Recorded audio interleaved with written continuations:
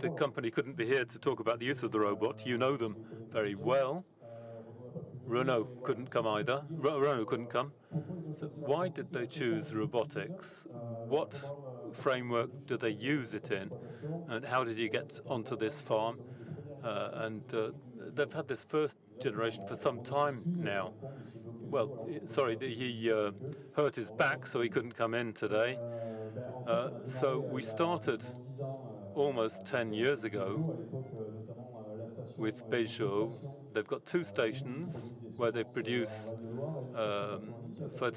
seeds in the Val de Loire, and they work also in Castelnaudary. So we worked on both sites. The main thing that's important with them, these aren't farmers in themselves. This is a business with salaried employees, so it's a different sort of context. So they had one issue in terms of the weeding tasks, which were pretty arduous for their employees. They have crops all year round, and the point of departure was doing organic weeding. So we started to work on onions, on leeks, and above Castelnaudary. This was the main crop that it was used on, and the Oz robot at that time had sensors for guidance with lasers and cameras and so on. So it's a blind system with a camera which was on a line of vegetables which would change from day to day. So this was the context 10 years ago, but we managed to do good weeding when the crop was correctly developed. But thanks to their feedback, we looked out for more applications of the machine. The first thing we did was see how we could use it during winter when you have less crops. And we saw that it could be used for handling, for the leeks, for planting of the leek shoots, for example. And this made big improvements for the employees in terms of just carrying the leeks to be planted. It made life easier for them. And this led us to broaden the use of the equipment and to go into the earlier stages of growth with seeding, for example. And they managed to plant their crops using the robot. And behind this, you can have precise hoeing as well along the lines. And so with a little machine like the robot that you saw, we don't have any technology to go onto the row, but we can use passive tools as well. So with at a greater frequency,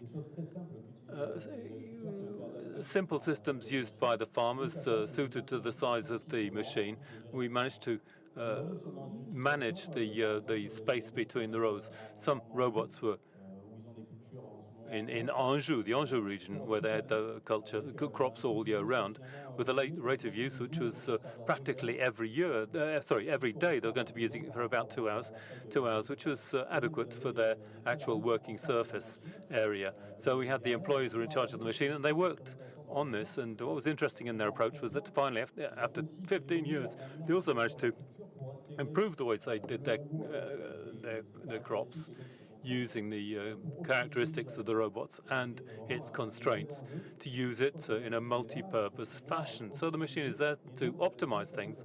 And so you really have to kind of do a trade-off to make sure that the machine will be working for as much as possible. So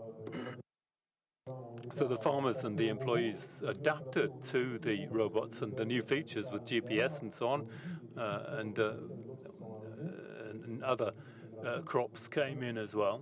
So it just took a little time for them to actually work out the compatibility. With the arrival of GPS, there was a real leap forward in use of the machine, because crops under greenhouse glass, for example, you can do 2 tasks at the same time, and monitoring of the crop right through to harvesting can be assisted by the robot.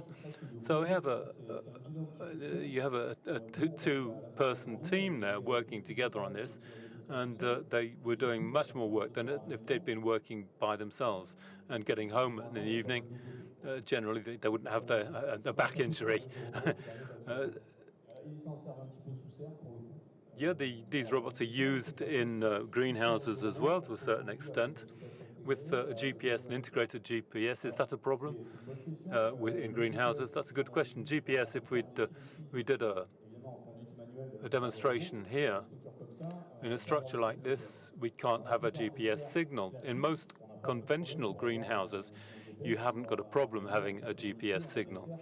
It's in Avignon, not far from here. We can do tests on that all year round. The constraints you can encounter if you've got with photovoltaic panels being developed, you have a lot of metallic structures on these greenhouses, and your GPS signal is going to be degraded, and you're going to lose in terms of accuracy. For applications at Bijou and with some of our producers in the conventional sort of greenhouse tunnel, there's no problem in terms of the quality of signal. What about the cost of acquisition or actually using these Bijou production machines? They were right at the behind the beginnings of Oz.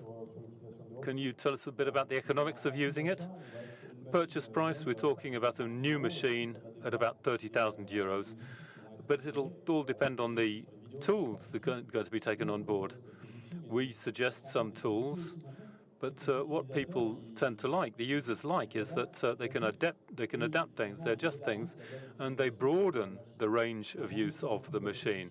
So the cost of acquisition is going to be about 30 to 40,000 euros now, with a second-hand market which is emerging as well, because some of these machines are now more than 10 years old.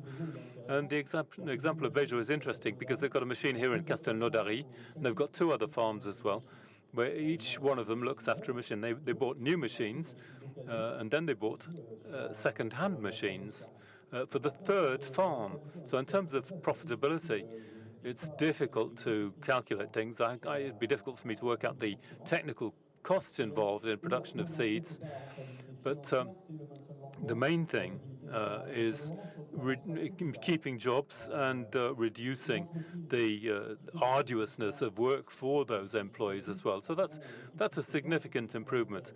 And if these farms are buying the equipment, it means that they can see an advantage there. So in situations for market gardening, we have an interesting sort of context. The arrival of a robot means that you have to make technical adaptations, which means that you're going to be moving towards systems with a global approach for integration on a farm.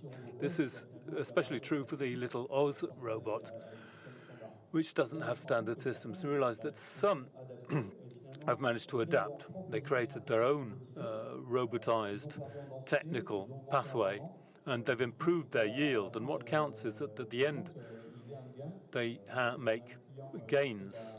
We have a customer who does fresh herbs like coriander and so on. And the real issue initially was the